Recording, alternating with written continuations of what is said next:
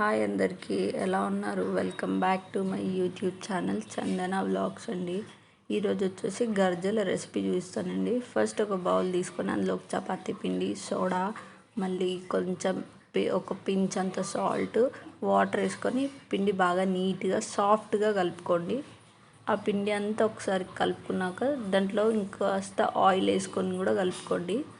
Oil వేసుకొని soft డోలాగా చేసి పక్కన పెట్టేసుకున్నాక నీట్గా కలిపేసుకోవాలి. ఆయిల్ యాడ్ చేసుకొని కూడా చాలా సాఫ్ట్గా నీట్గా కలిపేసుకొని పక్కన పెట్టేసుకోండి. ఇప్పుడు పిండి పక్కన పెట్టేసుకున్నాక ఇంకొక బౌల్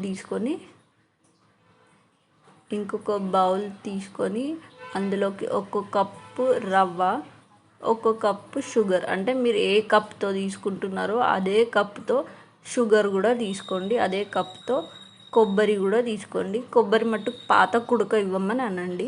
పాతదైతే టేస్ట్ చాలా బాగుంటుంది. ఇందులో కొంచెం ఇలాచీ పౌడర్ కూడా వేసుకొని ఇప్పుడు ఇందాక పక్కన పెట్టుకున్న చపాతీ పిండిని తీసుకొని నీట్గా చిన్న చిన్న చపాతీస్ లాగా చేసేసుకోండి. దాంట్లో ఫిల్అప్ చేసి పెట్టేసుకోండి. ఇప్పుడు స్టవ్ పైన కడాయి పెట్టేసుకొని ఆయిల్ వేసేసుకొని ఇప్పుడు నీట్గా ఒక్కొక్కటి వేసుకుంటూ ఫ్రై చేసుకోండి. టేస్ట్ అయితే చాలా బాగుంటాయి అసలు.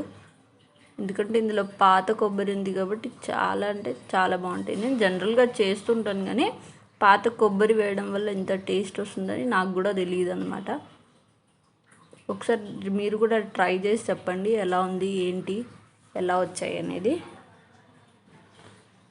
టేస్ట్ మటుకు చాలా బాగా వచ్చాయి. పిల్లలకి చేసి పెడితే చాలా ఇష్టంగా కూడా తింటారు.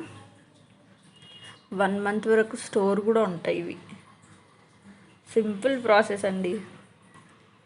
Please like, share and subscribe to my YouTube channel. మీరు సబ్స్క్రైబ్ చేసి లైక్ చేస్తే నేను ఇలాంటి బేసిక్ అండ్ సింపుల్ రెసిపీస్ ఇంకా చాలా చూపిస్తాను. లైక్, షేర్ చేయండి, సబ్స్క్రైబ్ కూడా చేసుకోండి. కాస్త గోల్డెన్ బ్రౌన్ వచ్చేసాక తీసేసేయాలండి.